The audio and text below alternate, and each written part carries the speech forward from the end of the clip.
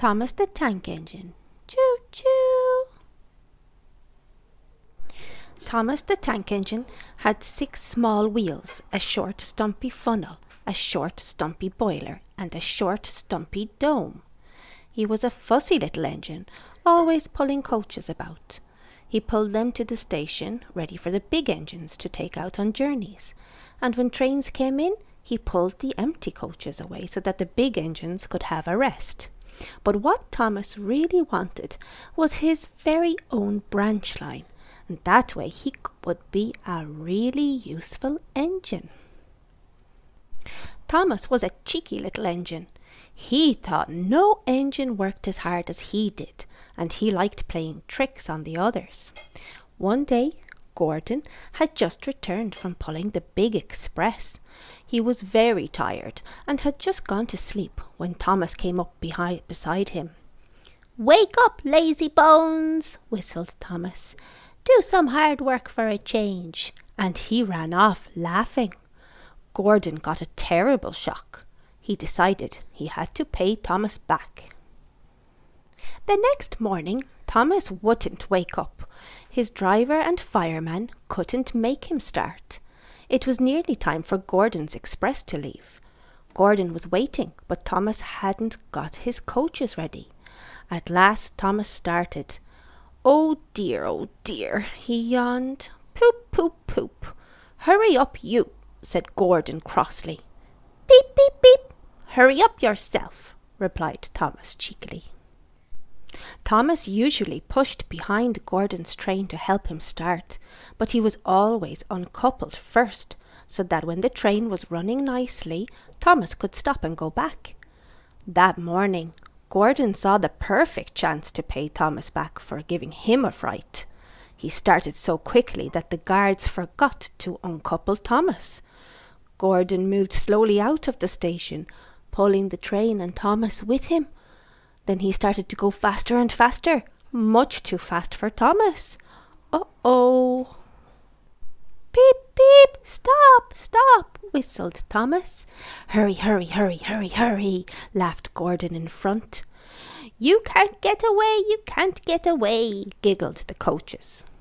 Poor Thomas was going faster than he had ever gone before. "I shall never be the same again," he thought sadly. "My wheels will be quite worn out." At last they stopped at a station. Thomas was uncoupled and given a long, long drink. "Well, little Thomas," chuckled Gordon, "now you know what hard work means, don't you?" Poor Thomas was too breathless to answer. The next day, Thomas was working in the yard. On a siding by themselves were some strange-looking trucks. "That's the breakdown train," said his driver. "When there is an accident, the workmen use it to help clear and mend the line." Just then, James came whistling through the yard, crying, "Help, help!" His brake blocks were on fire, and his trucks were pushing him faster and faster. James disappeared into the distance. Soon after, a bell rang in the signal box and a man came running. "James is off the line. We need the breakdown train. Quickly!" he shouted. Thomas was coupled onto the breakdown train, and off he went as fast as he could. "Bother those trucks and their tricks," he said. "I hope James isn't hurt." They found James and the trucks at a bend in the line. James was in a field with a cow staring at him. The brake van and the last few trucks were still on the rails, but the front ones were piled in a heap behind James.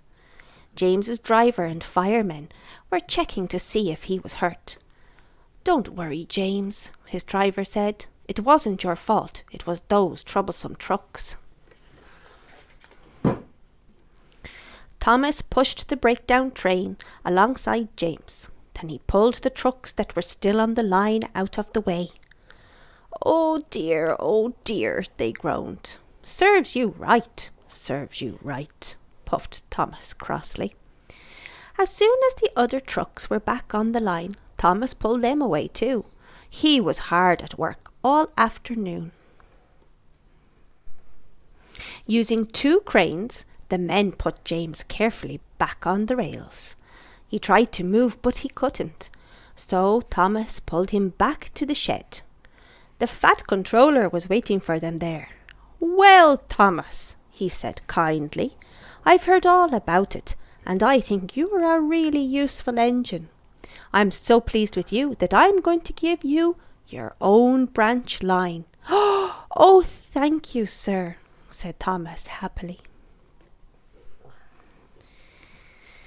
Now Thomas is as content as can be. He has a branch line all to himself, and he puffs proudly backwards and forwards from morning till night with his coaches Annie and Clarabelle. Edward and Henry stop quite often at the junction to talk to him. Gordon is always in a hurry and does not stop, but he never forgets to say "poop, poop, poop" to Thomas, and Thomas always whistles "peep, peep, peep" in return.